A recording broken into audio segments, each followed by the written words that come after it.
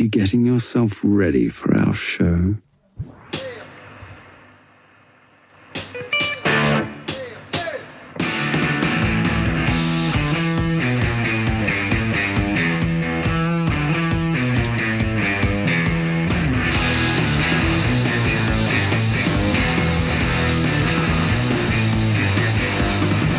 Alrighty, guys, here we are. Bobby Roast Beef, Jigs and Bigs. It's another Tuesday, man. We have an interesting one for you guys. Let's talk. What's happening? A whole lot, actually. We have, a couple of things. I finally got on the water and fished with Elise. We'll talk about that because the shit show is coming, and it's coming at you with a vengeance. We have a huge update on some occurrences over the weekend with Sean the Fisherman as far as his exploits on the water, if you will. We also have, we have a Fuck This Guy segment for you. I believe we have some technical tips for you as well. Plus, something interesting happened. And we're going to cover exactly what that was in just a bit. But we'll get into that. I mean, this is really, really, like, unorthodox here. Don't go too far. We'll be back right after this, guys.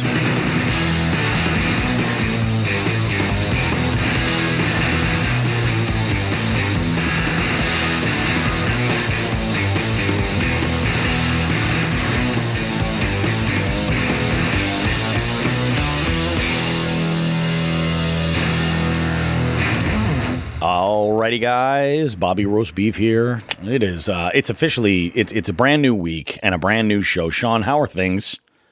Man, how are things, Bobby? I don't know how to quite answer that right now. Things are in another universe, possibly another galaxy, solar system. I have no fucking idea. They're all right though.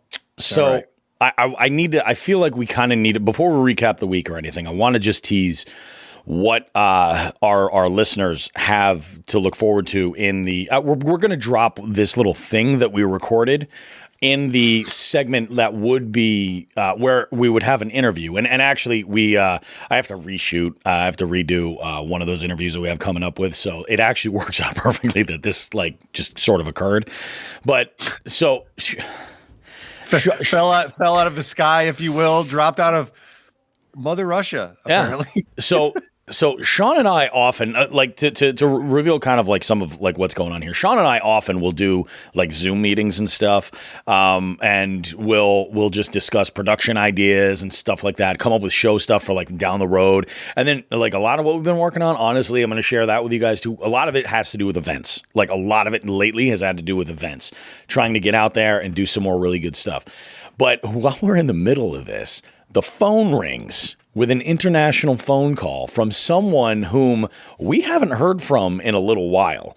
And it gets a little weird. I started recording on this. I normally don't record this stuff, but once I saw this coming in, and you guys will hear everything from the beginning of that, because we cut out everything that we recorded. We'll drop the whole thing for you. So that's coming up in a little bit. I will tell you this much, that it is a phone call from the MIA, Howie the intern, and his Russian counterpart. So it gets a little nuts, and it goes way off the... Like, we may need to have lawyers come and talk with us and like kind of see like what kind of role we play, if anything, or how to separate ourselves from it, because it could be bad. So anyway, that's coming up, guys. Tell you who's going to need a lawyer. It's going to be Howie. He owes us some money. Oh yeah, he does. Yeah, a good amount of money. And I mean, let alone the crimes that have been occurring regularly. But man has a lot to answer for. He does. He truly does.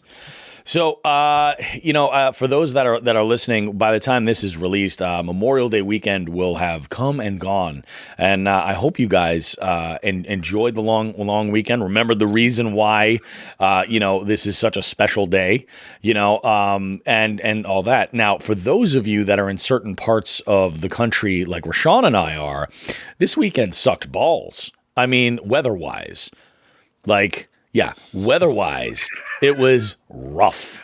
Absolutely rough. A couple of things. Well, I had a wedding over the weekend that I had to work. First one and first wedding in quite some time. And I've been looking at the weather the whole week, and I'm like, I was just dreading how it was going to go. And actually, the rain stuck around even longer. But the worst part was the cold and the wind. Man, keeping people like entertained for that long, what a challenge. But it was an amazing wedding. At the end of the day, absolutely amazing. And I got so we'll cover that stuff later. Should we just jump in and review the week? Let's do it, man. We worked very hard on developing a new format for everyone. And, I like it.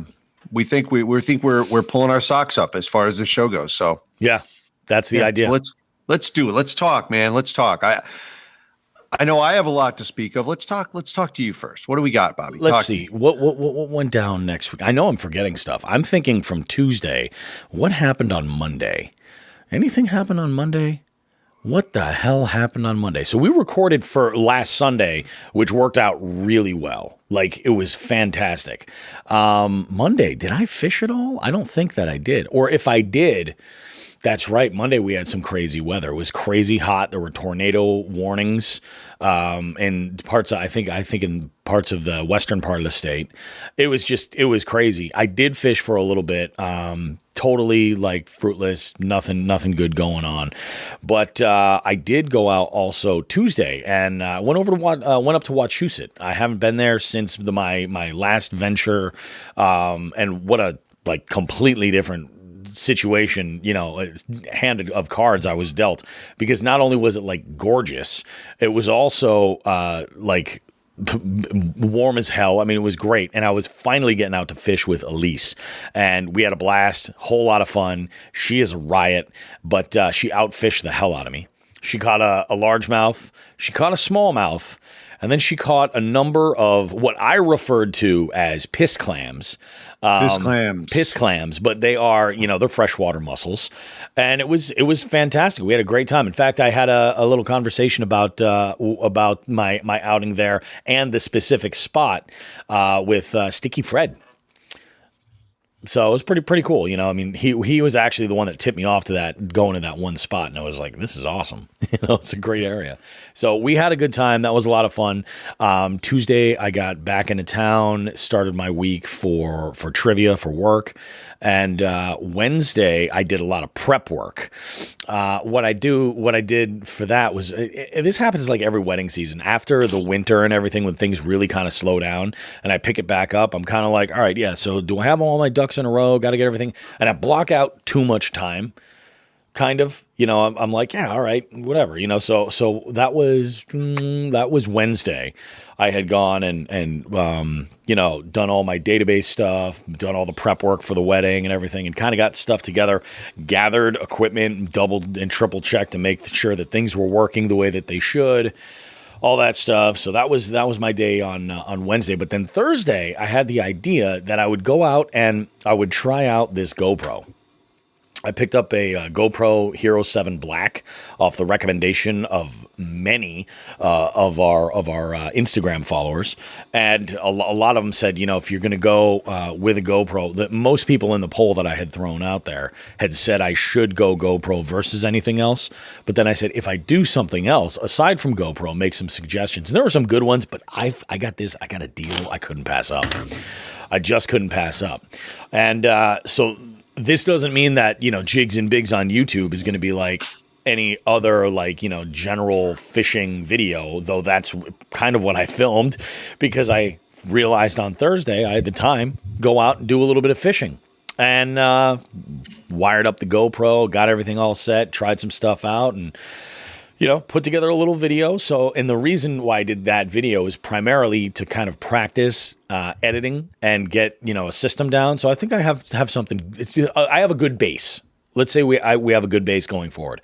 So what does this mean for Jigs and Bigs? Well, it means that we're going to have a visual component in the form of like bonus content, teasers, things like that. But there's something that I've always really wanted to do is fish with listeners. Either with listeners or conduct interviews with guests while out fishing. So especially if they're in the Northeast, this allows me to do that. So what's happening is I'm buying a external mic system for this, and I'm using a new wireless mic system from Rode so that I can mic myself and the guest, and we can either bank fish or boat fish or even be on our kayaks and then conduct an interview. So this doesn't have to be visual because, Sean, that recorder that you used for the ice fishing tournament is ideal. Load that sucker up, let it rip, go do the interview. Just all you have to do is be in earshot of one another and have the interview. It's awesome. I think it could add a little extra twist. But one thing that's very cool too is that now this allows me to record video and have like a component for, maybe outtakes. Stuff like that, and then when we do events and things. So I think it could be a whole lot of fun. So that was Thursday. I kind of feel good. I started using an app called Splice to edit, and I like it so far. Cool, man. Yeah, I saw the video you did so far. It looked really, really good. My daughter watched it, and she's just like, "Did you use some kind of filter? Because it's like super green and like super vibrant." And I was like, "Yeah, I did." Yeah, I was like, I just wanted to try it out and see what it looked like. I was like, yeah, made things look a little bit more lush, I think, than they actually were. But I do need to play with the camera placement. I like using because whenever I fish, I like a lanyard for like wire snips and identifier and all that stuff. It's all right there on my neck. So I was using a hat cam, and I think I have to play with the angle a little bit more because I felt like when I did catch that fish, it was at the very bottom of the screen, like over here. Like super low, and I didn't really get it into the frame that well. So there's a couple of things I got to play with. I want to figure out some looping mode, but compared to my old GoPro, dude, this has one of the coolest features, which is voice command. Oh yeah, so when it's up on my hat like this, and I'm wearing it, and I want to start or stop or power up, it'll just do it. It's pretty cool. I was like, oh, it's kind of awesome. So you had that on your hat the other day too, right? Yep, that's exactly what it was. Yeah, awesome. No, it looked great, man. I saw the video. I was impressed. Money well spent, dude. I appreciate it. Yeah, I think this is going to be a whole lot of fun, and I'm looking forward to it. As far as Friday. Did I fish at all on Friday? No, Friday was moving a lot of gear around and stuff and loading up the truck and getting things all in order. Did trivia Friday night, came home, got a good night's sleep, woke up the next day and, dotted all the I's, crossed the T's and, got things ready and hit it out of the park, man, for my first wedding in a while. But I'll tell you, man, if I have one thing that like really grinds my gears, and this is minute, so I do, when it comes to the wedding industry, I do two things. I DJ, and as time goes on, I'm slowly going to start stepping away from that. I'm probably going to bring somebody on to do the receptions and stuff. So I DJ and MC, and I also, I'm an officiant. I marry people, so I'm a little bit more critical of all other officiants. Like anytime I've done a ceremony. So for this, I use that JBL Eon, that battery powered unit.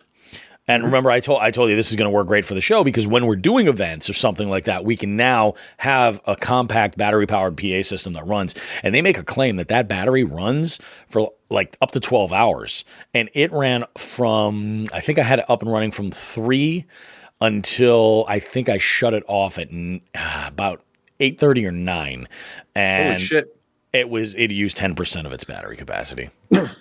Wow. Yeah. We could also have somebody stand up in the back of my pickup truck and we could just yell obscenities at the top of our lung at passerby as we drive around the neighborhoods. I assume that was a given. I figured as much, Maybe when Alexi and Howie come stateside, that we can make it a group outing, Dude, put a giant animals. Jigs and Bigs flag in the back of your truck and, Jigs and Bigs flag. It'd be like Blues Brothers exactly. just with us.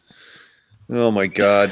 Oh man. So that was it for me. I was kind of debating the idea of getting out to fish today, but I'll be honest with you. Like with the temps in the high 40s and the rain, I'm like, no. Plus, I'm dead. I had a conversation with Cody. I wore a brand new pair of shoes thinking I was going to find like the pair for yesterday's wedding. And two things. I had to order a wide size because they didn't have my size in a standard size. Not a big deal. But man, just like no support whatsoever. My left leg is killing me. So I didn't even want to get out of bed this morning. I was like, yeah, nope, nothing. Well, I could 13 hours on your feet will do that.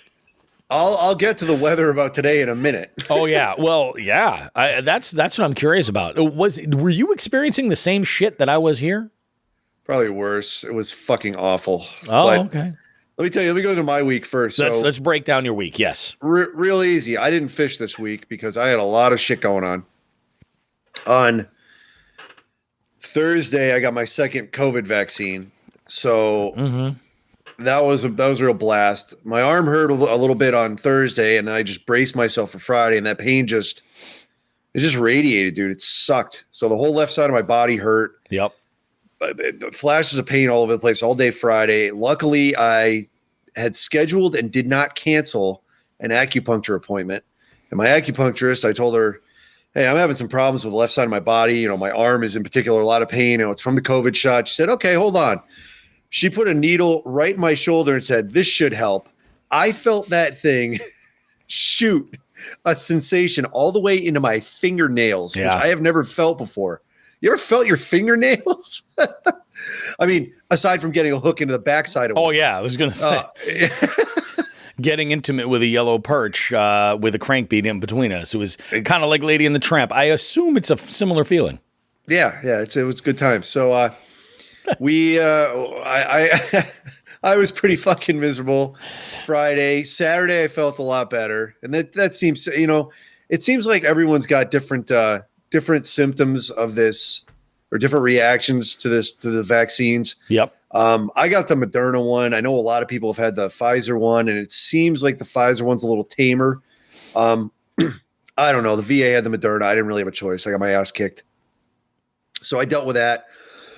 Excuse me. But for this weekend, I had my second round knockout tournament matchup, one-on-one scheduled with one of the best fishermen in the region, if not the country, Derek Brundle. Mm-hmm.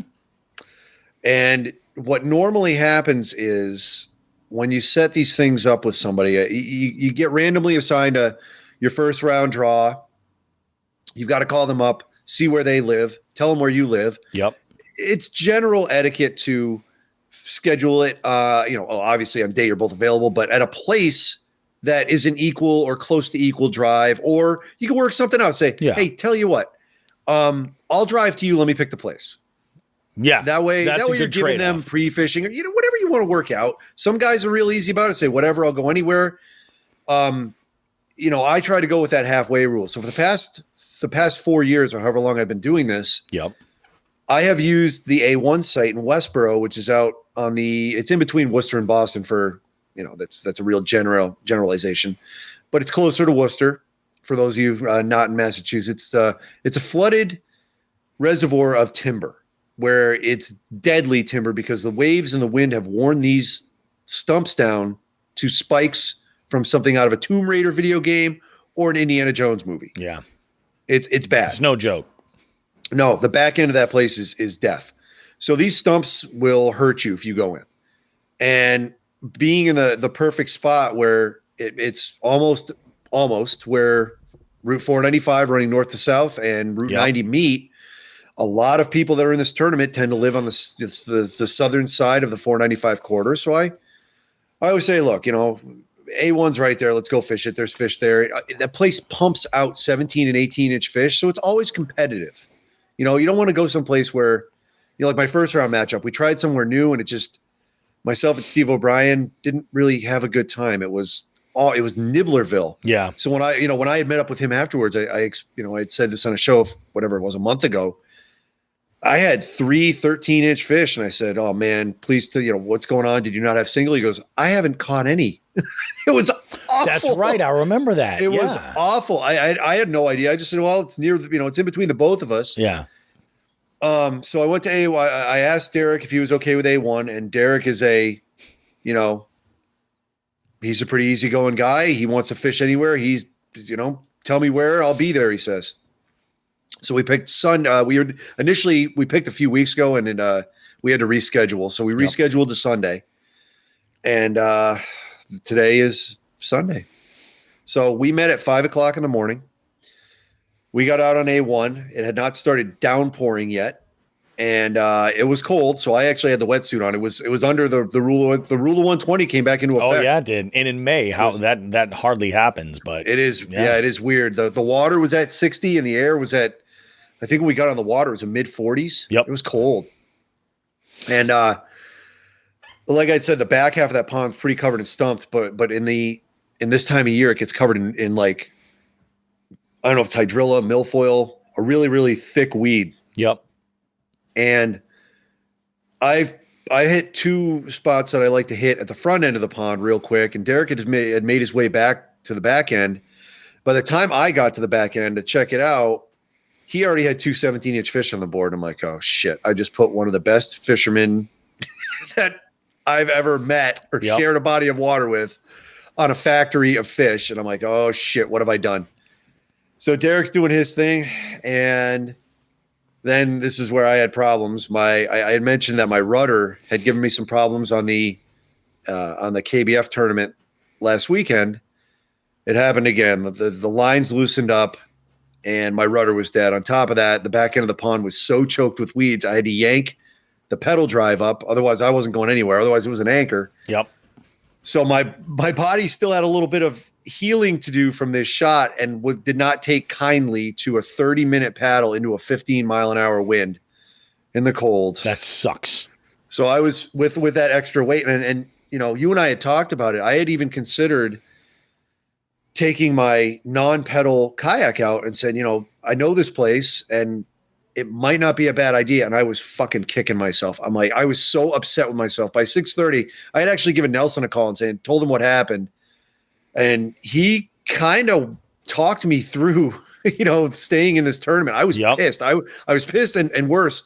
I was in a lot of pain. And I'm like, I'm not feeling well. And he kind of said, look, just take a breather, see if you can get out of the water. You got plenty of time, get that thing fixed. And I took a breather and I got some fish going in the front end. They weren't, you know, what Derek was catching. He had, at that point, this was now 6:30, 7 o'clock. He'd already broken 50 inches. It's best 3 fish. Oh, wow. So okay. Yeah, he had 53 and a half. Now here's where this number comes in at 53 and a half. Mm-hmm. Yesterday I had actually gone to grab some breakfast with Nelson. Horrible story, which I'll get into in a minute. Actually, it's kind of bizarre. All right. Yeah, really weird. But he and I were talking, and I said, I think 54 inches is going to be the baseline to win this thing. Like, I'm going out against Derek Brundle. Yeah. You know what I mean? This is like, you know, you're in your local club has a tournament, and one of the people in your state happens to be, you know, a golf tournament happens to be Phil Mickelson. You draw Phil Mickelson to play 9 holes with him. That's what I was up against. And I'm like, what the fuck? So I said 54 inches. So Derek had hit 53 and a half by whatever it was, 7:30, 8 o'clock in the morning. And I'm like, shit. So I ended up going to the front end of the pond. I picked up a 16. That was nice. I picked up like a couple 13s or something, 12, something like that. And then I picked up a 17. So I said, all right, 30 to 33, whatever, 40. I had 45, something like that in that neighborhood. And I said, oh, okay. I think I should go address the rudder issue. And I pulled up on shore, popped everything out, fixed the rudder, and I said, you know what? I can't put my upper body through what I just put it through. So I said, I think I'm stuck now. I'm now cut in half. This pond is cut in half now. I'm in the front end. It's a little deeper. It's a little more open, and the weeds are a little lower, so I can use the pedal drive. Yeah. So I stuck on the front end, and so I had that 17, 16. I was sitting there for a while, and then right when I got, I think it was right at first or second cast after I fixed the pedal drive, I went out and just magically got an 18. I was like, okay, I'm in business now. Yeah, I just now cracked it's 50. happening. I had 51. So I had 51. Derek had 53. And that was at whatever, 9 o'clock in the morning, I think, somewhere around there. That score stayed the same. Derek didn't upgrade. I found out later he was catching fish. He said he caught near to 50 bass. Oh, really? He just didn't get 3 bigger than the 3 he had. So he was at 53 and a half. At all, yeah. When he told me that, the first thought that I had was he got put in the same situation that I got in that tournament a couple weeks ago, where I was catching fish, but they just weren't the right size. Yeah. And that it's the worst place to be in, because the golden rule is you don't leave fish to find fish. Yeah. And Yeah, I think that's what happened to him. But as the morning switched over to noon, we only fished till 1 o'clock, and at noon the sky opened. Open. I mean, downpour. I was wearing my wetsuit underneath my beautiful blue Hookset Hoodlum sweatshirt. By the way, there you go. You're welcome, Bill. And and I was soaked through so bad that I was shivering with a wetsuit on. I mean, I was shivering. It was awful. Yeah. And it's cold as rain. Yep. And I made a lure decision that I will get into in one of our newer segments that we will be debuting a little later. Yep. I made a lure change. It paid off. And in succession from between 12 o'clock, I think it was 12 o'clock or 12:15, I caught a 16. I said, okay, that's good. My next cast, I caught a 19. Yeah, baby. That brought me to 54 exactly. Yep. And I said, oh, shit. I now have 45 minutes to do whatever I can to upgrade because, you know, I'm going to say it again. It's Derek fucking Brundle. I know. Like, you know what I mean? So I had 54 inches. I took the pictures. I put it back. 2 casts later, I caught a 20 and a half. Nice. That put me at 57 and a half. I'm not going to say I felt comfortable because with 30 minutes left, Derek moved into the front end of the lake, and I said, "Oh shit!" And I said, "Well, anything could happen in a half an hour with him because he's that good." And nothing, thankfully, happened. I caught another 16 and a 12. I ended up catching 15 largemouth for the day. He said he caught 50. I don't, dude. It was crazy. I am blown away that I hung with that level of angler and managed to squeak it out at the end. I'm fucking mentally and physically exhausted from today. So I'm on to the next round. And I think the real MVP here is Nelson. Yeah. You know, from like dialing it back in. It's like everybody needs that. What the hell? I'm having a brain fart. The coach from Rocky, Mickey. Yeah. He's your Mickey. He's going to eat your children, Sean. You're a killing machine. He's your Mickey. So, Nelson, that being said, watch out. Mr. T doesn't fucking kill you. And you're standing on your kayak at the end, holding your arms up in victory, going, "Rose me."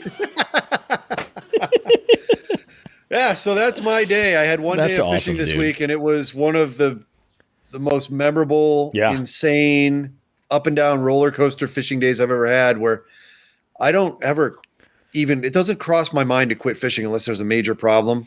And I was thinking about it today. Yeah. I was like, you know what? I might have to wrap this up. And I talked to Nelson. He's my guy. He's my Jiminy Cricket. And Andy chimed in a little bit earlier and he says, Dr. Nelson, fisherman whisperer. Yeah, that's true. That's exactly it. Nelson, I don't feel good. I want to go home. And he just went, tst, tst, and fucking pinched me.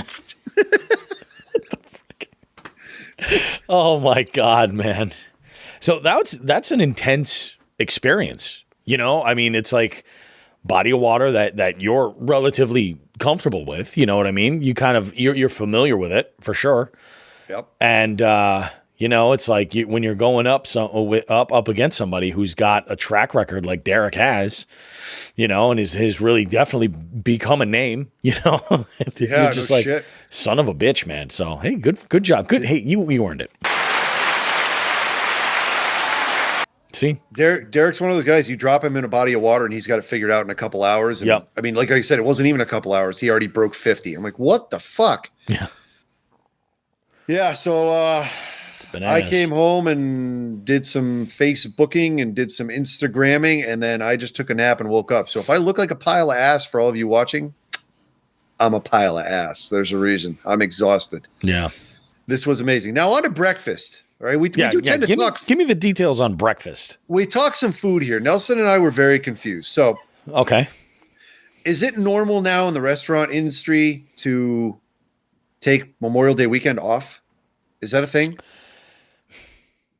It's. I won't say this. It's not a thing. You mean where the whole place closes up?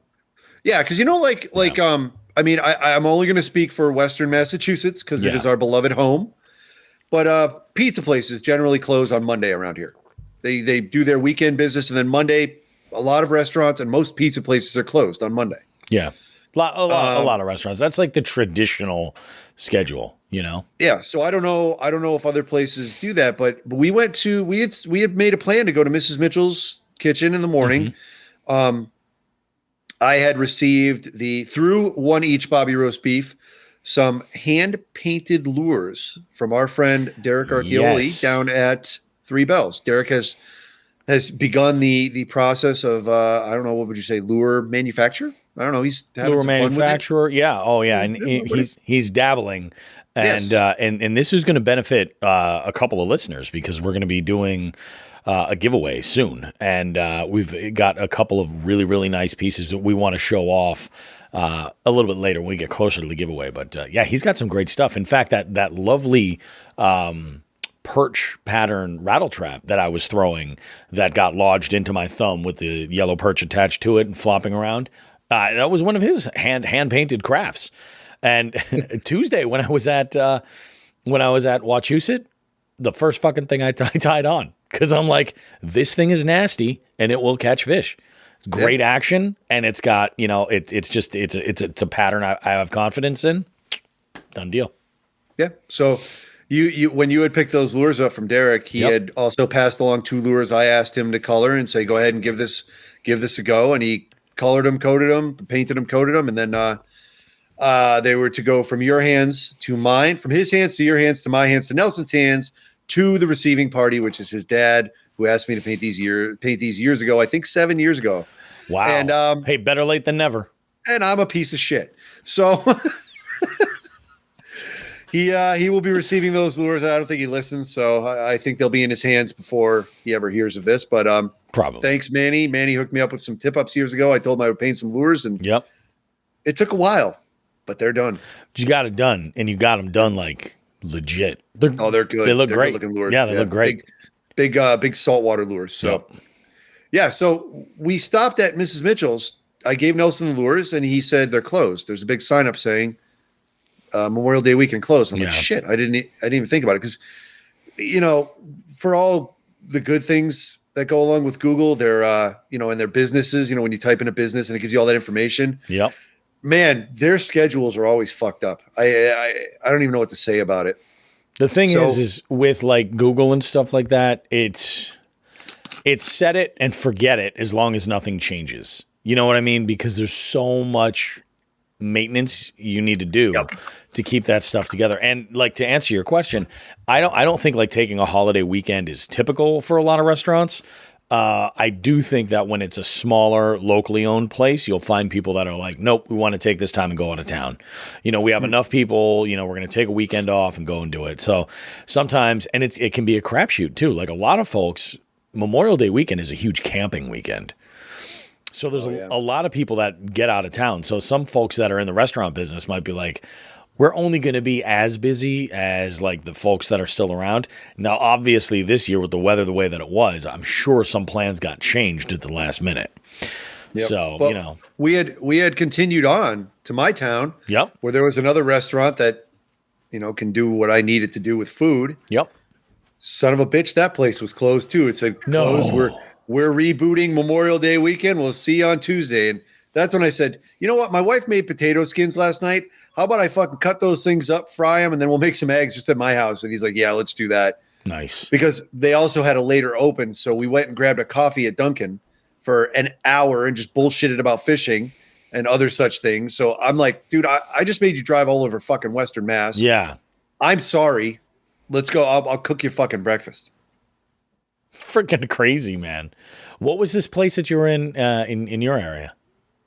It's called Kathy's, I think Kathy's Kitchen or something. It used to be in West Springfield, moved. Oh, all right. Very nice. Very nice. So we checked that out, and they said, sorry. There is a pub in your neighborhood, right around the corner from you, in fact. Yeah. That my favorite bartender ever just started working full time at. Oh, no shit. So yeah, I'll probably be over there periodically with the wife. Cool. Let me know. Yeah. Let me know when you're over there. I'll stop over. She's a favorite of ours. Good folks. Cool, man. Very cool. Yeah. Cool. So that was my week, and that sounds like your week. Yeah. I mean, that about sums that up. As far as Hot Topic, did we decide what we were going to talk about this week for Hot Topic? Well, we could probably push it. Like I said, this was we had a hot topic. I don't know. I'm in the process of digesting it, but I think I don't know if what I spit back out is going to be really ready for public consumption. I think we should use this opportunity to lay down a baseline of it so we can get some feedback from the listeners and kind of weigh in. So here's what we'll do. We'll kind of like mention like how this kind of came up in conversation and like where it sort of went. And what I'd like everybody to do, I'm on the Jigs and Bigs Instagram story, I'm going to put up a post with just a simple note, basically a note saying like DM us or whatever, and just DM us your opinions because I'd like to collect those and then have you weigh in and we'll talk about it. So what I want to talk about is basically, was this Thursday? I think it was Thursday that this all went down because when you and I were talking, I was fishing, right? Yeah. Yeah. So it was Wednesday night. I think the thing popped up. As everyone knows, we're involved. The Hookset Hoodlums have dubbed us honorary members and thrown us in on their pro staff chat so we can kind of, I don't know, whatever, fucking rub elbows, chime in and network. Hobnob. Whatever. Hobnob. We're good hobnobbers, aren't we? We're a couple of hobnobbers. We hobnob with the best of them, if you say. But I mean, what's great is this puts us in a great conversation with like Lockwood Fishing and R&R Outdoors, Wild Bill, obviously, Andrew and Ken, the OGs, Rachel, like everybody is all kind of like communicating, and this goes way off the rails. It goes all over the place. So the baseline level is this, and I don't want to blow up anybody's spot or anything like that, but there was one of the pro staffers that did a knockout series tournament, right? It was a knockout, right? Yeah. And it was a challenging freaking, tournament. It was just hands down. And there was a comment that had come up about pedal and motor kayaks having an advantage versus a paddle kayak. And so far I'm right on that, right? That's sort of the gist of how it came out, right? Yeah. So this opened up a huge discussion in what an advantage is, what that means, if it's necessarily true, if we're just having this conversation, this discussion, and it's all semantics because it's just the use of terms, to describe specific elements of I guess an equation. So this is what I want to know from all of you guys that are listening to the show. It's like where do you fit in on that? Somebody with a pedal drive or a motor versus somebody in a paddle, is there an advantage? Simply. Do you consider that to be an advantage? And we'll next week go over and have this conversation. We may we may end up bringing in some guests for this too, depending on how it goes, to kind of like get to the nitty gritty of it and figure it all out, and have some fun with it, and try and expand minds a little bit. Yeah, and I'm not going to get into it now, but I'm leaning now more towards the semantics thing. I'm just trying. I think it's best to avoid the use as a blanket statement, and I'm leaning more towards really semantics. Yeah. What does that mean? How? Yeah. Define it. Oh yeah, absolutely. You know what I mean? How does it figure in the game? Like I told you, if we were to break down in a pie chart, where does that fit in? Where does that? What is the most important factor in being a complete fisherman and making your skills? And I'm happy to talk about it. But like I said, I called you up this morning and I was look, it's a lot. It's a lot to do right now. Yeah. I put my heart into a conversation, and I don't know. I was a little surprised by how blanket the term got. And I think that's where I'm going with it. Yeah. You know what I mean? Just let's really look at the term, or from my end, what does that mean? How does it play into the big picture? Yep. I mean, I don't know. I have a whole bunch of analogies I was thinking of. One of them I thought was really good, but we could talk about that another time. Yeah, we'll get there. We'll set the stage. This is new format day one. Exactly. Yeah. It's only going to improve from here. I'm so tired. Oh, I want to goodness. die. So now, do we want to cover anything for Hot Topic this week, or you think we should stop for a break? I think we just set the stage. I think, Yeah. why don't we do this? Let's look. People are going to see this is us working out behind the beef curtain. The beef curtains are open. Oh yeah, the beef Why curtain's wide open. Why don't we do this? Because now we have set the stage. Why don't every week for a hot topic? Are they smelly beef curtains? That's horrific. They always are. Oh my god! Why don't we set the stage every week for another topic and discuss whatever we talked about last week? So I we think got that's some a great feedback. idea. We'll talk about Yeah, it. We got yeah. got a hot topic. I want to hear some feedback. You motherfuckers, tell us what's up. You sons Dog. of bitches. Yeah, you let Yeah. us know what's up. You let us know what the hell is up. Yes. Damn it. Yes. Other than that, Yep. I think I'm good. Yeah, I think that'll do it. So, guys, we're going to take a short break. We'll be right back after this word from Old Glory Outdoors. Jigs and Bigs is proud to announce we're being supported by Old Glory Outdoors. They're a veteran-owned company that carries fishing and hunting gear. Plus, they're highly active in supporting veteran organizations and charities. Old Glory is an authorized dealer of favorite rods, FX rods, Guggen baits, X-Zone lures, Sixth Sense, and many more. There's a brick-and-mortar store located in East Brookfield, Massachusetts, but you can also order online at oldgloryoutdoors.com. They ship anywhere in the lower 48 states or order online and pick up at the store. When you order, use the promo code Jigs and Bigs and you'll save 10% off your complete order. Plus, you'll help support the show. Make sure to check out the apparel line called OGO Gear while you're there. Old Glory Outdoors believes in the slogan Start 'em Young to keep kids away from screens and enjoying nature. They've got a full array of live bait too. Check out oldgloryoutdoors.com and use the promo code Jigs and Bigs. Save some money and gear up now. Well, all right, guys, we're back after that short break. Glad you were able to stay with us. Bobby Roast Beef, Sean the Fisherman. It's Jigs and Bigs. Of course, what the hell else would it be? That's what we do. So we have a new segment that we're going to try and put together. We have a series of different segments that we're going to be factoring in here bit by bit by bit and sort of making kind of like sort of organizing the show a little bit better. So we're going to start out here with a brand new segment called Just the Tip.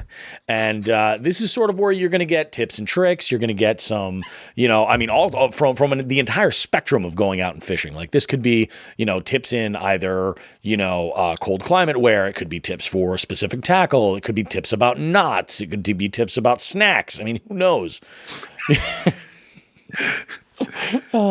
You never know, What kind of knots? Balloon? Balloon knots, definitely. The big brown ones. Those are the best. Yeah. No, they are not. No? They are not. I could sign on that shit.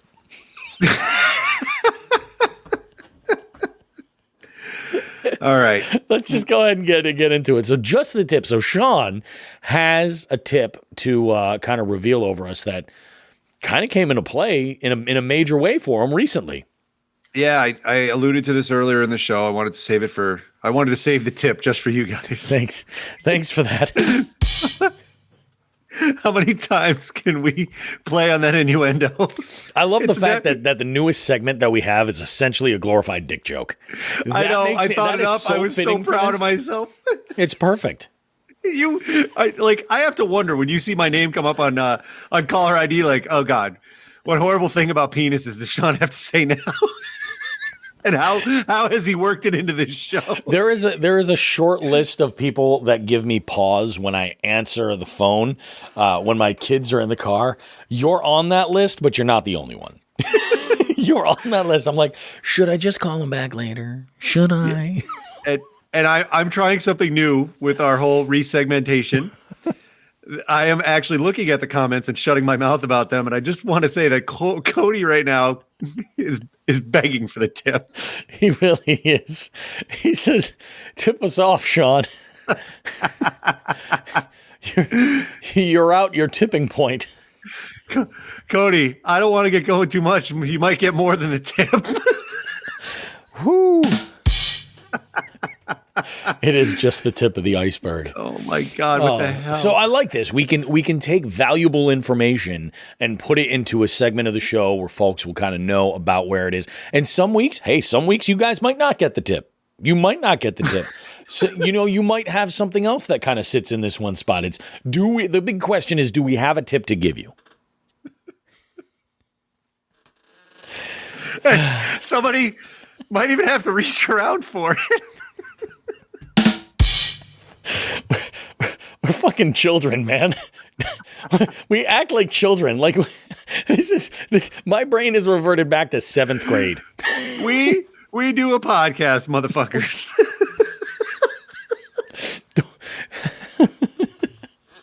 We definitely do.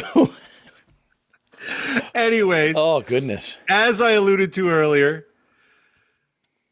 and I actually alluded to this during another recap of another tournament, one of the things I think anglers should always pay attention to is any changes in the environment, especially on days that the bite is tough. Today, the big change was as soon as it started raining, I switched my lures from a jig that I was having some success with to a chatterbait, a bladed jig, as it is. I did that because I feel, and this is only me, this is just an observation over the years, I feel I draw better strikes with louder, vibrating lures, whether it's a spinnerbait or a crankbait with rattles, something moving fast that's loud, a chatterbait, during rain, because the rain's coming down and it's hitting the water, and I think it makes it a lot easier for the fish to zero in on that lure without the lure being overwhelming from its vibration. I did that today, and it paid dividends. My biggest Massachusetts bass, which was caught years ago, I think it was 2016, 16, was 6 pounds, 13 ounces. That thing hit a chatterbait during a rainstorm at my boat so that I had to pull line out of my reel because I was lifting the lure out of the water. So that's when it hit. Wow. Yeah. Yeah. I almost shit my pants. I didn't know what happened. I thought somebody threw a brick at my boat. It was a bass. It was the biggest bass I've caught in this state. So when you see that shift, or if you get out there and it's raining already, maybe start with a vibrating lure. Yeah.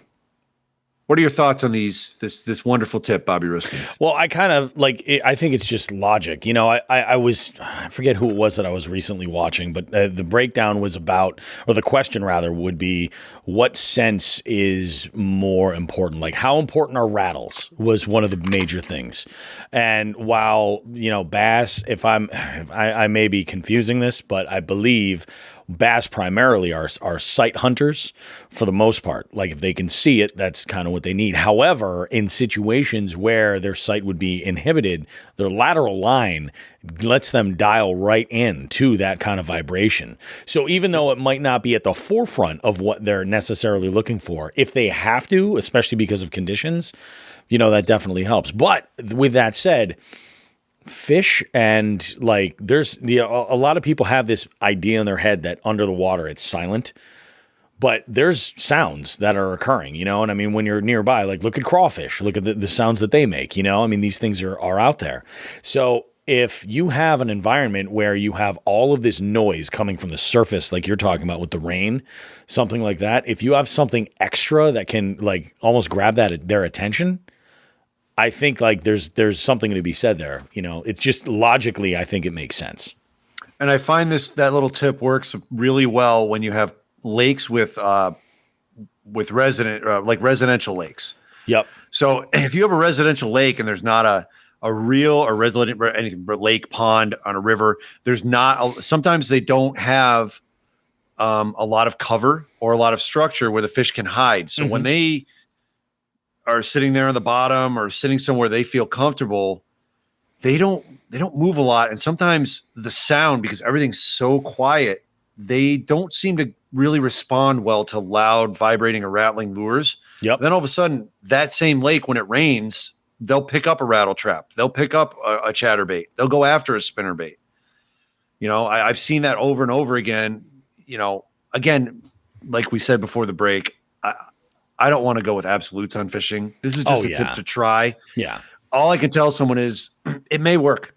I've seen it work in certain places, but when I when I keep my database, I have a tab that I'm in the process of filling on my Excel sheet that is every lake and the characteristics of that lake, and one of the categories is silent or not, and that tells me, is this a place that responds to a lure that is silent, a Senko, a fluke, plastics, stuff like that, or is this a place that responds to vibration? I just put silent. I know what it means. It's my database. I can do whatever the fuck I want. Oh yeah. How do you like that shit? That's How do you right. like them apples, Will? Nobody's the boss of my database. There you go. So there's your tip. Yeah, it is a good tip. I mean, you got to think about it, especially where, if you have a quiet day and you throw something that's noisy, like it's going to get their attention. Maybe it's too much attention. Maybe having that white noise in the background, it allows them to kind of key in a little bit. I saw a video recently too about using silent crankbaits, and using that. But I mean, they still vibrate. You know what I mean? You just don't have that shaking. They wobble. They wobble. I mean, I've been using. Wobble. Yep, just like that. Just like that. I've been using silent crankbaits for probably 5 or 6 years to great success. Actually, I can attribute silent crankbaits to the pickerel apocalypse of 2020. Oh, really? Okay. Interesting. Yeah. Interesting. All but one of them on silent square bills, and that one was on a chatterbait. Yep. So. So there's your tip for this week, guys. Take and do with it what you would like. I know we do have fuck this guy to go over, but before we do, I want to drop some info, some housekeeping stuff that we want to go over, mainly having to do with merch. The new merch is out there. Go over to jigsandbigs.com, click the merch store right there. We're doing all of our printing and everything through Mantis Graphics now. And the great thing is about Mantis is that they're a locally owned small shop in East Hampton, Massachusetts, and you can actually pick up your stuff if you don't want to ship it. If you're local and it's easier for you to get over to Mantis and pick it up, you can go ahead and do so. So save yourself a little bit of having to wait, and go ahead and grab it locally if that's the case. But there is some good stuff on there. I've seen actually some pictures of people rocking the new Jigs and Bigs logo, the Sean the Fisherman shirt and stuff. And I'm psyched that these things are moving, man. We got 3 hats there. Some performance gear, new designs will be coming. You heard Sean mention before, quote unquote, we do a podcast, motherfucker. That is probably going to be a shirt. Yeah. We also have, I mean, there's a couple of things that we're going to be factoring in there too. And also I have a couple of artistic needs that if we have any listeners out there that want to kind of like get involved, I have a couple of shirt ideas. I'm looking to make them kind of fun, and I'd like to bring in some new art if possible. So get in touch with us if you'd like to do it. I mean, maybe we should do it as a contest, dude. We're gonna get a lot of 8%ers turning in artwork. Yeah, we are. And for those people who haven't seen Superbad, go ahead and watch that. That's an old movie. PayPal. But I myself am an 8%er. I have to lean on my main man Phil for some graphics every now and again, because otherwise you're getting a wiener out of me, and that's it. You know what though? For some of these designs, that might be that might be what you want. Who knows? There could be designs of shirts for. Yeah, Nelson, about PayPal? Yeah. Oh, yeah, they do take important. PayPal. Yeah. Where was I? What was I saying? Oh, as far as like designs. We might have a shirt design that works all around just the tip or fuck this guy or whatever, I mean, we might have specialty apparel that you can wear for your favorite Jigs and Big segment. I'm just spitballing here, but the world is our oyster. Just the tip is designed for the 8%ers. And for God's sake, don't spitball around them. What we need to do is take a generic like pond map and have like your hand scrawled like instructions on there with your signature compass, as you know what I mean. Ooh. Yeah, I think that would be hilarious, man. As a shirt, that would be great. Is that a contour? We could do that. Well, I had last summer. Is that a contour line or a pube? Well, last summer I had been asked by Nate Shagnon to tell him like, give me I don't know. He asked for a walk over on one lake somewhere. I think it was on the Cape. And I drew it in. I think I sent it in 3 separate pictures, and then I drew a huge wiener right in the middle. And his response was simply, "Do I fish the big cock or leave it alone?" I'm like, "Oh, you got to stay away from that." Dude, if you have to ask. I know. Well, I mean, you can go for it if you want, Nate. I don't know what you're into. Oh God, that's freaking hilarious. All right, Yeah. that is freaking bananas. Let's go ahead and do this. Oh, Bobby.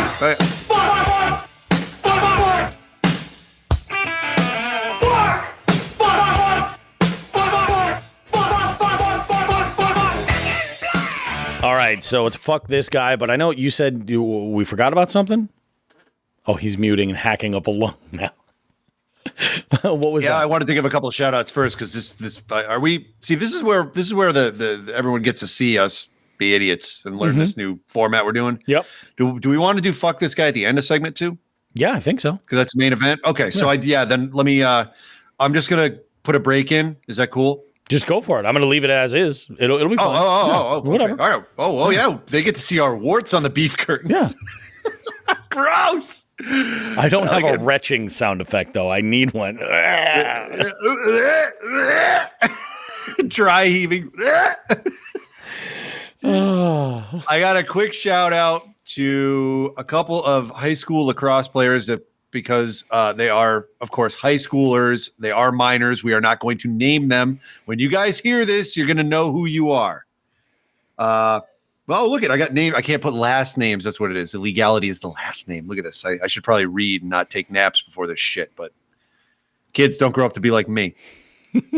So Nick and Marty on a certain lacrosse team.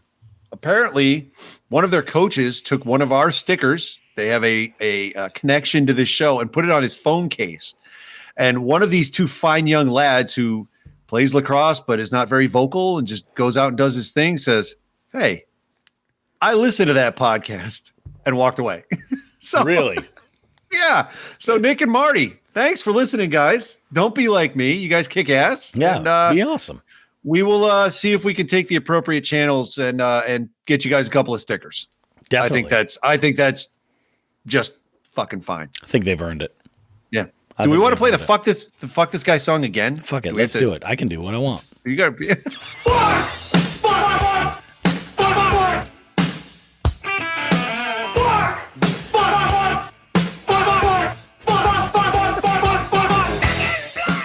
So, fuck this guy.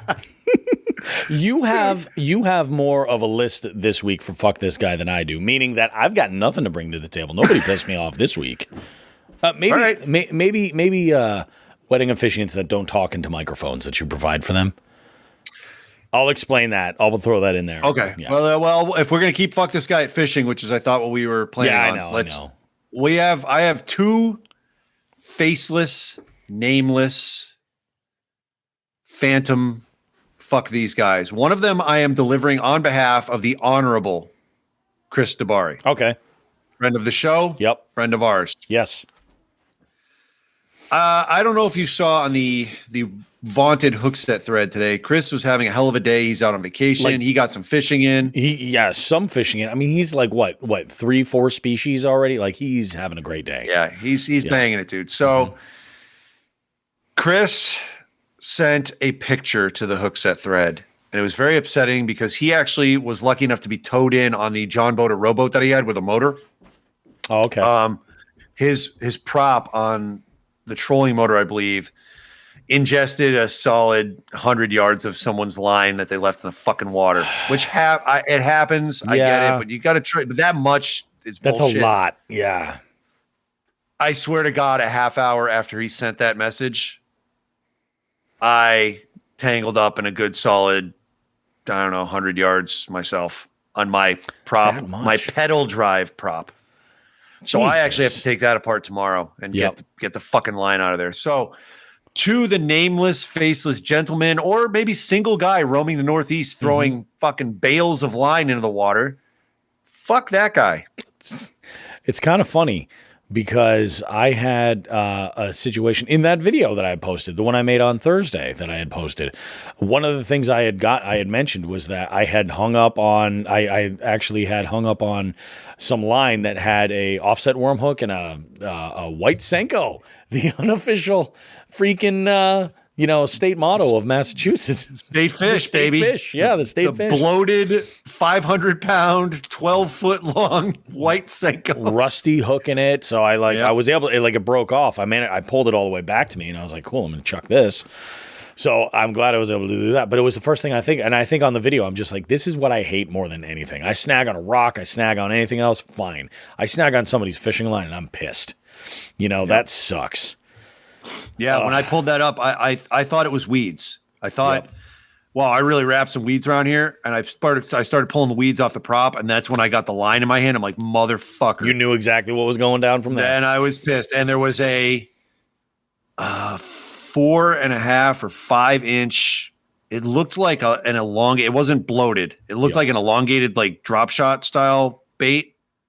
Oh, okay. Yeah. Almost looked like a big leg drop from. Stretching lines. Yeah. Okay. Yeah. So where it had that flat side and it had kind of a nub. Well, it was hooked up with a fucking shaky head. So I don't know what exactly was going on. And it seemed to be about 50 pound mono. I have no idea. I have it in the bed of my truck. I'll actually go see if the knot tied is worth the shit or if it's just some ass clown out throwing shit around that he wants to throw around. But here's a hook. Yeah. Fuck that. At least it wasn't like a snelled bait hook. You see that sometimes. You're like, what are you doing, guy? Oh my God. Maybe it's time to take up golf. Yeah. Yeah. You got the snelled hook and a Senko. Stranger things have caught fish, I guess, right? Yeah. I mean, it could work, Yeah. It's not ideal. Oh God. Well, only thing I have left, my friend. Yeah. Is a quick review. Very, very quick. And I'm going to minimize my screen here. Look at me. I'm all technological and shit. You know what? You just reminded me of something.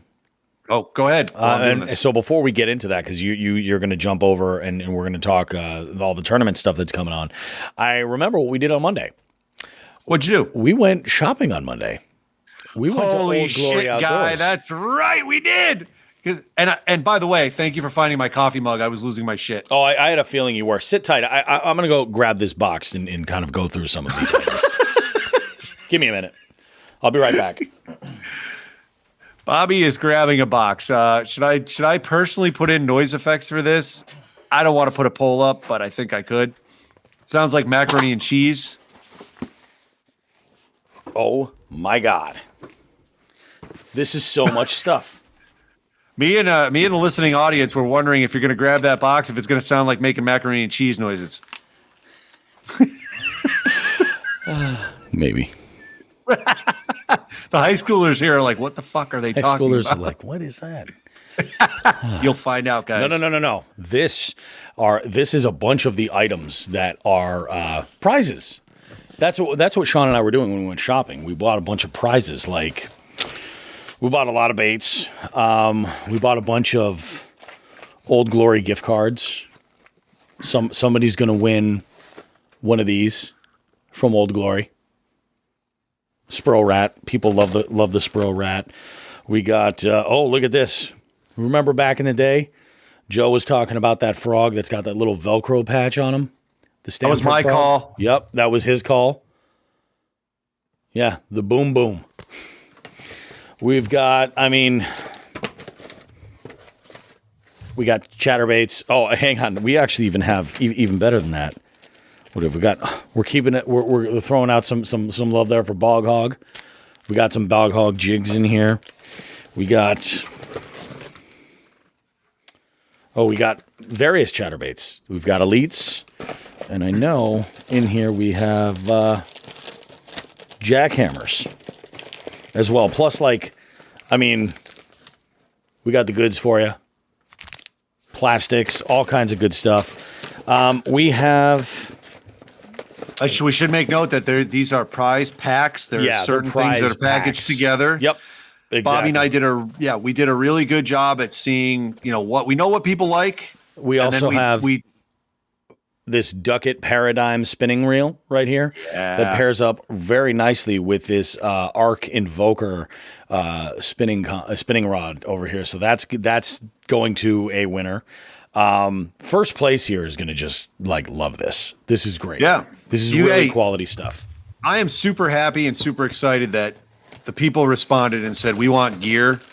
And that means War Eagle. There you go. Yeah. We picked it for you. We didn't fuck around, folks. No, so you guys got the hookup. We took good care of you. You want gear? You get the gear. You want? So yeah. Where we're at. This is as of I don't even remember when the fuck did I post that thing? Like Tuesday? I think it was Tuesday, right? I updated the standings for the Jigs and Bigs tournament. I think it was on Tuesday. Folks, I'm sorry. Since that day, obviously, I've been a little beat up and shit, and then today happened. So I will be updating tomorrow on the beautiful holiday, probably over a cup of coffee. Yep. As of the middle of this week, though, first place with 27 points, Matt Menard, who is just firing. He's inventing species to fire up there. This guy's a fucking animal. Yeah. Second place, and that is actually, I think he's going to have more of a point total than this because the man just turned in a fucking 26 3/4 inch chain pickerel. Yeah. That beats anyone I've ever caught. Nice job, Jerry House. That's huge, place man. with 22. Nice job. Hang on. And third place, I believe this is going to change because it may not. I'm in third place as of Tuesday or whenever the hell I did this, but with 19 points, but I think I'm dropping. I also have a couple fish to put in the NE5, which I haven't done so yet, particularly a 20.5 inch largemouth I got today. That's not bad. Not bad. Yep. Fourth place. Surprise, surprise, Nelson. After that, fifth place goes to Brant Rowland. And Brant, Bobby, I'm going to go into this because I felt awful about doing this. Yeah. I'm gonna mention Brant. I can't remember if he listens or not. Brant is out in the Midwest, absolutely kicking the shit out of northern pike, bowfin, and smallmouth. Yeah. And I don't know if he just got a little too excited or missed it in the rules, but he was placing the fish upside down, but it wasn't all of them. And I felt bad. After the fourth one, I had to call him up. I'm like, dude, please start putting these in the right way. And he did. But I said, "Hey, man, how you doing?" He goes, "Well, I was good until about 10 minutes ago." I remember I said, "Oh, that. fuck." Yeah, I felt so bad. So, guys and gals, everybody involved in this tournament, we wrote the rules. I am not taking or making this personal at all with anybody if something happens. I took points off my own fucking fish, which I'm going to change a rule on. That carp I knocked down an inch because the mouth was open. And guess what? You can't close a carp's mouth. It's on the bottom. It doesn't matter. So next tournament, we've got to adjust that rule. It's not personal. I just wrote those rules out. It's for the fairness of everybody. So that one competitor doesn't say, I got docked. Why didn't this one? Yeah. When the same thing happens. I'm keeping this fair and level, or as fair as level as I can. And I wrote they had to be in there a certain way. And unfortunately, Brant must have missed that. And I felt awful. I seriously disqualified, I think, 100 something odd inches of fish from him. And he had two big bowfin over 20 inches. And wow. I'm like, dude, I'm sorry. I can't do this. Cause if somebody else sees it and says, well, this is in the rules, what the fuck? You DQ'd me an inch on some shit. Yeah. Why is, I wrote the rules. I'm staying by them. This is not personal. Please don't take it as such. Take it as a learning experience. I'm asking. Turn around and say, my next fish will be done right. Easy enough. Send me pictures. Send me the picture. Say, hey, is this cool? I just want to help. Yeah. Oh, absolutely. And there's been DMs that have come in through competitors that are in the tournament through the Jigs and Bigs as well. Send those over because anything that I can't answer for you, I'm going to run right past Sean and immediately. So we've been pretty good about getting some of that info. I know that I think it was Matt Menard had reached out with a couple of questions before, and it's like that's exactly it. If it's something that I'm not 100% sure of, I'm going to get you the info right from Sean. Yep. So the only other things I want to note on this thing are. And again, this is as of Tuesday's numbers, but dude, I know I was blown away by the largemouth that got put in that is in the Beat Sean at largemouth category. I mean, Ted from Three Bells put in a fucking 22 and a quarter. Yeah. And that's with his mouth closed. Perfect. I am so blown away at that fish. I said, holy shit. So right now, Ted's getting that prize because it can get beat, I assume, but that thing is that's 22 and a quarter. Yeah. Legit. Thing's a monster. Anybody's using the app, take a look at that fish. It's fucking immense. It's absolutely giant. Yeah. It looked at, your largest fish and fucking ate it. Yeah. That's what it did. The other thing, we already mentioned, I think last week, Jeremy Andrews got first to 100. The first to 200 was Jerry House. He's actually been over for a little bit. And as we've discussed in the past, getting to that 300 mark, I know it can be done at some point. It's a challenge, but it can be done. That's the holy grail. If you guys, somebody can get to 300, I mean, you're talking, you got to fire in some alligator gar, some shit, or you got to catch everything, duplicates of every species. I mean, it's just, you got to do it. It can be done. We've set the stage, folks. Let's see if somebody can break 300. Yep. Like I said, from the chronic trips, the highest we've seen, and that was a saltwater as well, was 280, and I did it. So I think Jerry's right now at 245, but he's going to get more inches on the pickerel that came in. I mean, Jerry put up that pickerel. We are seeing some fucking awesome fish. And Jerry chimes in here. He goes, he's like, these multi-species tournaments are fun. He's like targeting fish that I normally wouldn't bother with. And that's the beauty of it. It gives like all these different species value, Yeah, he had mentioned earlier in our little sidebar here that Nelson congratulated him on that massive pickerel. And he goes, I've never targeted pickerel before. Yeah. And he goes, I caught 60 of them in 2 days. That's crazy, man. Well, they'll bite. If it's shiny, they'll fucking take a swing at it. They don't give a shit. Right now, as of right now, so we had some loose goals, and one of them going into this tournament, I had said, please taper your expectations. I don't want you to get fired up and fucking we miss a goal and you punch me in the face. You said 50 people, right? You wanted 50? I did. I was like 50, I think would be a great target. Do you have the app up? I do if you don't. I do. Tell me how many people are on there, Robert Prosciutto. 48 people.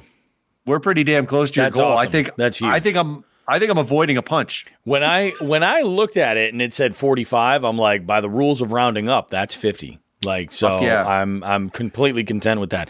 What blows my mind is 371 catches. And that's going to be 375 by the end of the night because I'm putting in some fish. But yeah, dude, this has been a second job judging all these fish. Like, oh yeah, if my kids have something going on, I bring my laptop with me and I'm just judging fish, which is fine. But holy shit, you people are putting in fucking tons of fish. Like what? We got to get you like an iPad Pro or something, like a large tablet, so you can be little more. I use my tablet. I'm good. Oh, all right, okay. Oh yeah, because I can't. I don't do it on my phone, so that's why. So contestants, just a little more behind the beef curtain here. I don't judge these things on my phone because I don't want to fuck up. You guys are getting more than a fair shake. Yeah. I do them all en masse when I have like 20 or 30 of them to do, and I do it on my laptop. So sometimes I'll hotspot my phone in the car while I'm waiting for the kids to finish up whatever the fuck they're doing. And then I'm just judging. It's my job. Sean, the fisherman judge guy. Judgment Day, Sean. I like it. You know what happens on Judgment Day, right? Oh, yeah. Just the tip. Just the tip. Oh, unless it's... It's good stuff. It's good stuff. Yeah. All right, Jerry, I did misspeak a little bit, but like Jerry's asking about what did I mean, multiple of same species towards 100-inch marks. So you're going to get to a point where you're going to top out. If you're, if you're a Northeast angler, there's only so many 20-something inch pickerel you can get. You're going to get up to 125 inches, maybe, like legitimately, especially freshwater, right? So at that point, now you got to start looking for shit like, Jerry's done a really good job with all the different trout species. Yep. But you just got, what I meant was you're going to have to start really checking the boxes on fish that are in this area and catch one of each species. And then just trying to Trying to upgrade within there. Maximize. I misspoke. Yeah, exactly. I misspoke, Jerry. I'm sorry if that was confusing. Catch a lot of fish is the bottom line, and turn the fuckers in. Yeah. I mean, really, that's kind of it. Just put the blinders on and keep casting.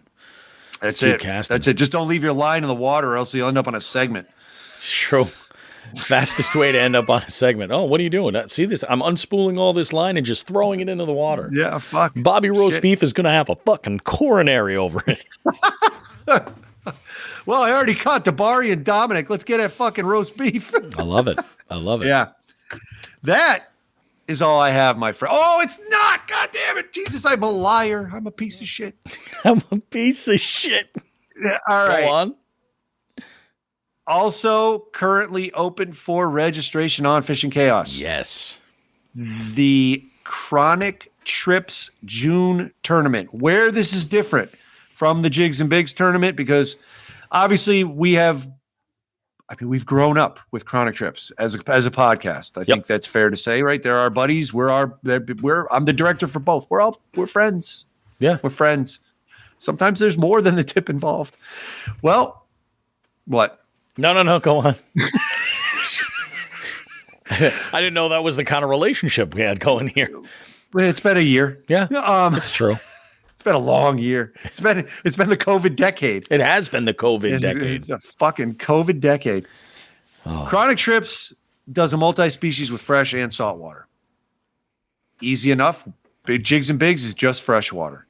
So if you're a saltwater angler, maybe consider the Chronic Trips. The prizes, guess what?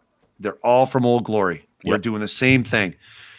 The only difference between these two tournaments are the fresh and saltwater difference, I don't want to misspeak.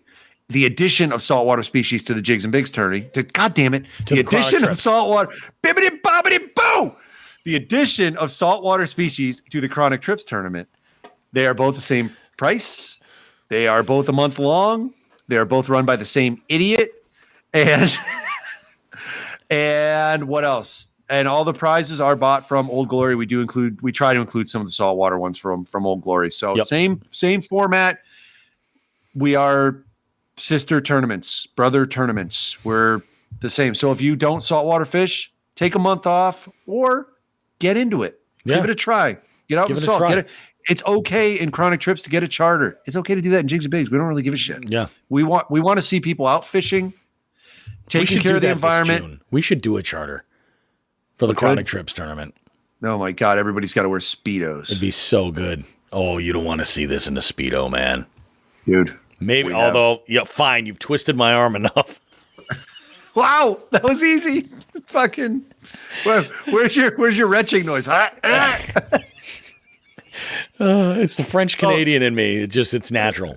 You know? Yeah, dude. I ever tell you one of my deployments? We had some compatriots from France staying with us. Oh, and they came out to the pool one day. And they were very, very proud of their Speedos. I'm sure that they were. And I was very proud to get the fuck out of there. I'm like, all right, I'm good. I don't need to see this. You smuggle your grapes elsewhere, guys. This is good shit.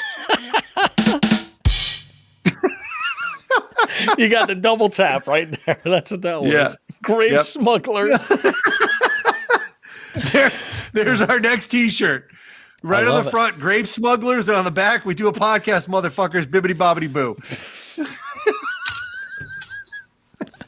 I freaking love it, man. We should do that though, because I don't think I've done any saltwater fishing since we've been doing the podcast at all.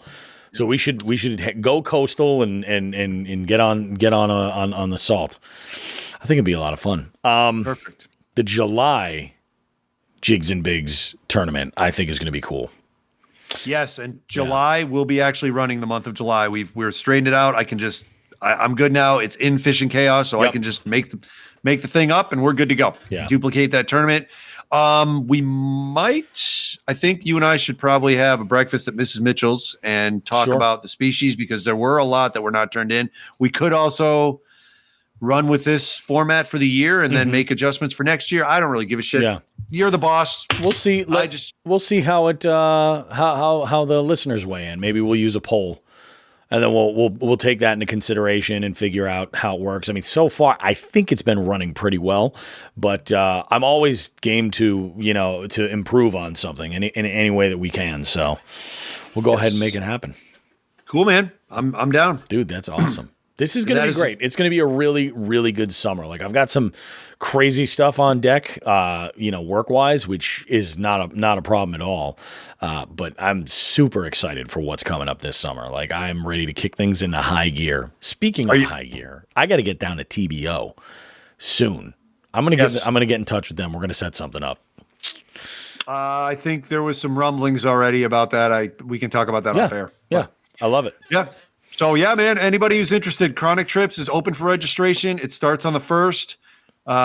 Jump in on it, fresh and salt water. It's a blast. Again, that was the other difference I wanted to mention. The difference in charities where proceeds are going. Oh yeah. So it's not, so basically the money that comes in that you spend your hard-earned money on to jump into these tournaments, it's half of it goes to a charity of either Chronic Trips or Jigs and Big's Choice, depending on who's running the tournament. The other half goes into the prizes, and it is all gear. Yep. So it works out nice. We did get some good feedback on the Chronic Trips with the gear last time. Yep. And I believe I think we're gonna have some really good feedback on ours too. So we're just gonna keep doing it, man. Yeah. It'll be fun.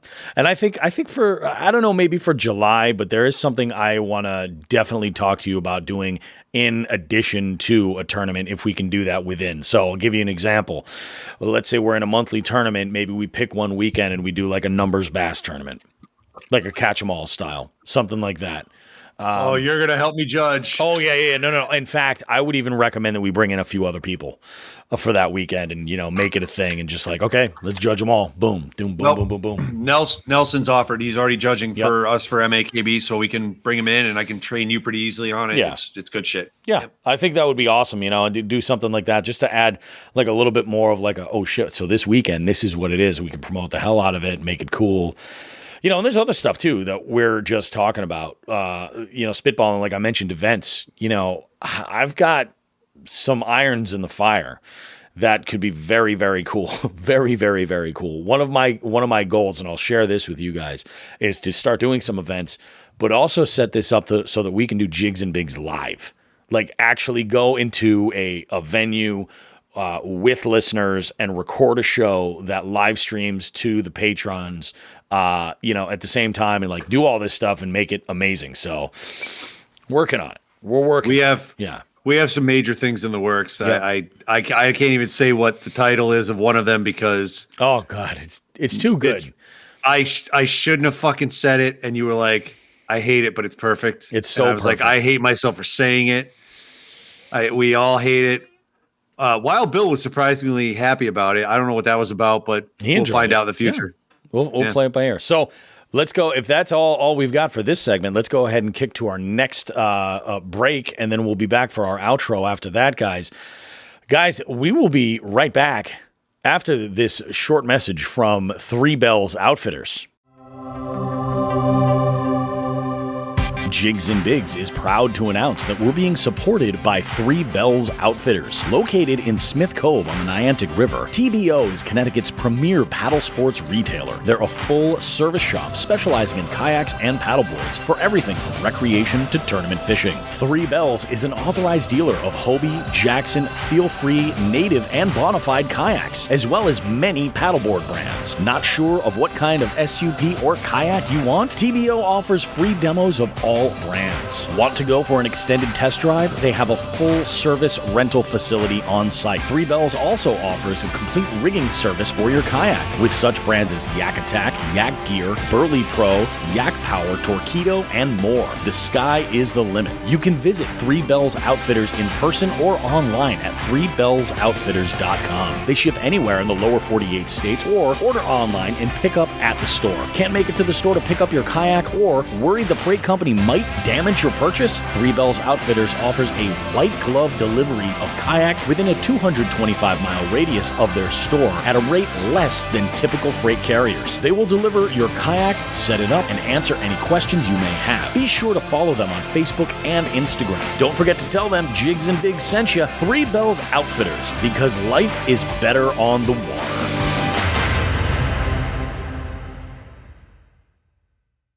So I'm recording this right now because Sean and I are doing a little pre-production meeting right now with a couple of other side projects that are sort of happening for Jigs and Bigs, and there is a call coming in. So Sean, I'm gonna patch this in because this is an international call, and I have a feeling this could get interesting. Either that or it's going to be very, very, very dull. I don't know. Let's see. So let's go ahead and patch this in and see what we got. All right. Hello, Jigs and Bigs. Hello, boys. It's Howie. Well, talk about a sound for sore ears. Howie, how have you been? Haven't heard from you since that voicemail when you were out, I guess traveling the great Russian countryside. I've been greatly enjoying my holiday. We're here at Lake Krasnoy, fishing for Baltic sculpin, Caspian kuturi, Abrau sprats, sturgeon, Vorbla, Kaluga, char. I love char. So muscular char. Oh my, sorry. Howie, you've been gone a little while. I have to say we're a little concerned, and not only are we concerned, Three Bells is actually pretty pissed off at us because kind of did put a damper on our relationship with them a bit. Yeah, we feel pretty responsible for losing you. So I have some serious questions. You know, I'd like to give you a chance to kind of explain yourself first beyond the fishing. Who are you with? What's going on? And did I or did I not see your name attached to a news article in the New York Post regarding vodka made from apples in Chernobyl? You got something to say about this? Well, where do I start? I'm with Alexei still, just outside of Moscow. We've been comparing rods, seeing whose is stouter, which one has a faster tip. I found Alexei to be quite intimidating, but I've been able to handle it. He's been very good with me. Howie! Who are you on the phone with? Get over here. You've left my rod unattended for far too long. Is everything okay over there? Howie, Alexei, are you on the line? Boys! It's Alexei! Oh, here we go. Sorry, it's been a while. I got caught up riding bareback on a pig in the middle of Vladivostok. And I still have Howie with me. Howie, pick up that crate, put in back of the truck. So is Howie doing well over there by you? You know, taking good care of you. Is everything good? Howie is fine. I apologize. I have to keep him a little longer. We ran into a group of Baltic sculpin and Caspian kutum. And of course, two beautiful accompaniments, Nadia and Olga. Olga's yeasty and trims her bush like beard of Lenin. Okay, I know that Howie is a ladies' man, so I'm sure he enjoys that. Oh, yes, you know it. Nadia is slim and well-traveled and extremely passionate about wine. I enjoy nightly watching her imbibe it, slowly getting ready to submit. My God. Sounds like one hell of a trip. Well, I mean, if everybody is, good, is there any time that we can expect Howie to get back stateside? Alexei, will you be coming back with him? It would appear I feel as if my travels must extend further. There are other places I must experience, grow in, if you know what I mean. I don't want to know what you mean, Howie. What I want to know is who's coming back to pay this $400 sex hypnotism podcast bill. That was the premium service. Not like I'd know. Who's going to pay this? It wasn't me this time. I don't know anything about that, sorry. Bye. Howie, get back over here. Lift that crate. Olga, pitch me some kolodets. Boys, you like kolodets? Huh? What exactly are kolodets? Come on, kolodets. It's pike aspic. Delicious. Delicacy here. Really? Well, I'll have to take your word for it. It's nothing that I've ever had, but and I'm pretty adventurous. Don't drop those bottles! Sorry.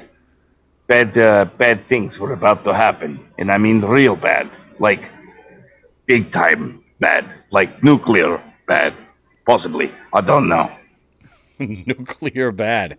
Yikes. Well, one thing that would definitely help kind of smooth the situation over, either Alexi or Howie, if you guys could contact, specifically, if you guys could reach out to Lauren over at Three Bells, let her know everything's good. We're going to do the same, but I know she would love to hear from you. And I'm sure Interpol would as well. That's true. That's a good point. I don't know what you're talking. There's nothing nefarious going on here. Just a little vodka, taken from Chernobyl. We make it from the apples over there. They're amazing. They have great side effects, if you know what I mean, fellas. I'm going to send some of these bottles to Lauren at Three Bells. Give her my best wishes. And perhaps maybe some vodka to Wild Bill for the rattlebugs that just arrived out here at the camp via a donkey. Wow.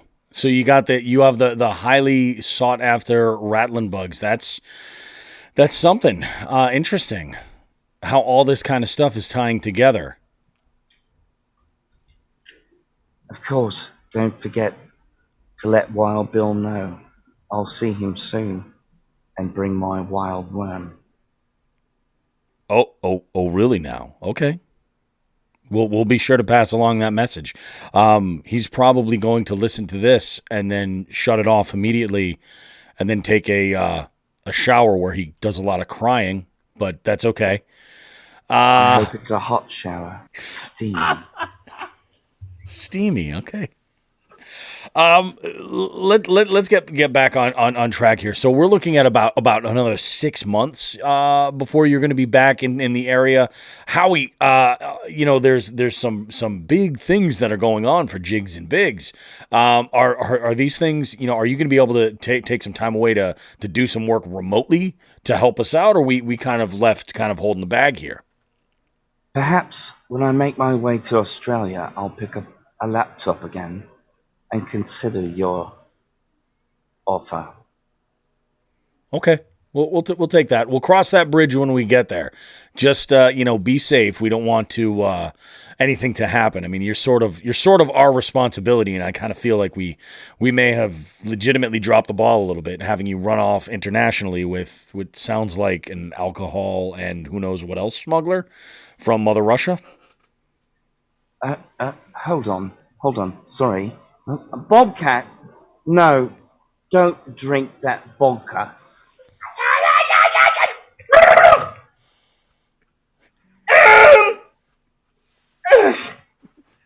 I can't feel it. I can't feel my toes. What is going on over there? We've been joined by a third. It would appear, hopefully not that long, that bugger Jeremy Wade tried to get in on my action. Oh, it's getting real. It's getting real in Russia. Okay, I see how it's going. Well, I mean, I appreciate the call. Sean, do you want to jump in here at all? We all know that Jeremy Wade filmed that episode of River Monsters in one of the rivers coming out of Chernobyl. Apparently, there's some sort of illicit activity going on with Alexi and vodka. I don't want to know about it. Yeah, I gotta ask you, what the hell is Bobcat Goldthwait doing over there? How did this all get connected? Yeah. We got to know. I just I don't know how I got here, but I'm here, and there's vodka, and these guys been really cool to me. Let me fish, and I like to eat fish heads. My mother's name was Fishhead. Let me tell you a story about a little boy who nobody loved and nobody let fish. And he used to pick on him. Like, why don't you know how to fish? Why don't you know how to fish? And they beat the shit out of him. Okay, boys, we got to wrap this up. We've got to finish loading vodka. Bobbers for cousin Wojtek, and then, Bobcat, get over here. Olga and Nadia want to play Guess That Fish. followed up by a round of St. Penisburg. Turn our medium light rods to extra heavies. I'm like, hi, ladies. How about you call me Sweet Chuck tonight? Did that guy just say St. Penisburg? He sure did, Sean. He sure did.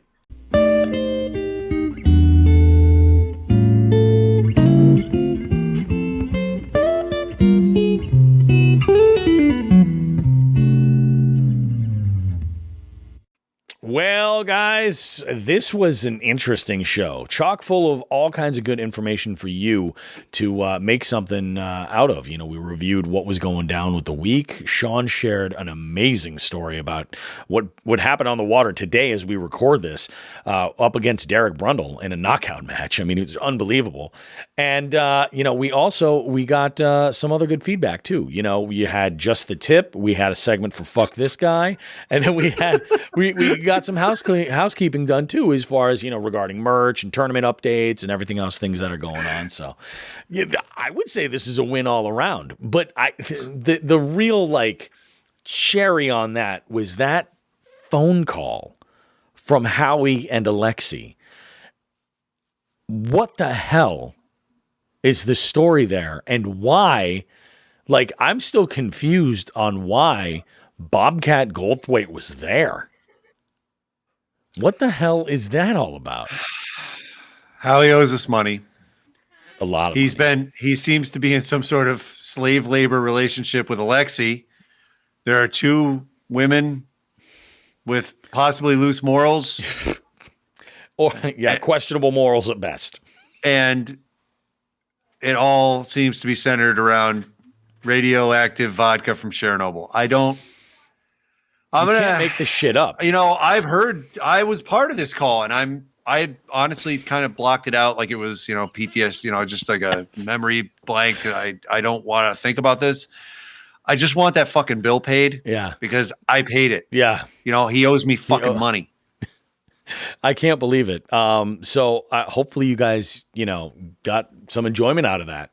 We'll see what happens as far as what's going to happen with Howie and Alexi. I'd love to get them both here fishing. I don't know if that's going to ever happen, but you know, Do we want that? Do we really want that? it's kind of like at this point, I kind of want Howie back so we can get rid of him and ship him back to Three Bells. yeah, let them be their problem. He's a real fucking pain in the dick. That He one. kind of is. He kind of is. Very, very strange individual, but great. Hey, show. remember that time? Remember that time we hired an intern and he went to, you know, smuggle fucking alcohol made from, you know, plants grown on the worst nuclear disaster in the world. You Yeah, can that's Google cool. this, guys. This is real. Like, you can Google this, and there's like news articles about this. What is it? Apple vodka? Yeah. Yeah, You know, it's like some Russian apple vodka. This is real. We talked to other podcasts and they're like, yeah, I had this intern. He smelled like weed in the morning sometimes. We get this. This is what we get. Yeah. International, like, oh God. Yeah, we don't. I don't hear anybody else saying. So, did your intern run to Asia with Bobcat Goldthwait? No, ours didn't. As a matter of fact, And this is the best part, is because here's Lockwood. He goes, sounds like my kind of party. Oh God. I'm telling you guys, like, Cody, this show is something. Just you know, that's just that's all I got. Yep. I'm tired from today. I know. I'm gonna go to bed. Good night, everyone. Even though you're probably listening to this at 6 o'clock or 7 o'clock on Tuesday morning and you ride to work. Good night. Fuck it. I'm done. I love it. I love it, guys. Well, we might as well just go ahead and wrap things up, guys. Thanks so much for everything. Remember, if you enjoy this podcast and you want to help us out a little bit, there's a couple of things that you can do. You can become a member over at our Patreon. That's what we call our lovely jig heads. They're awesome.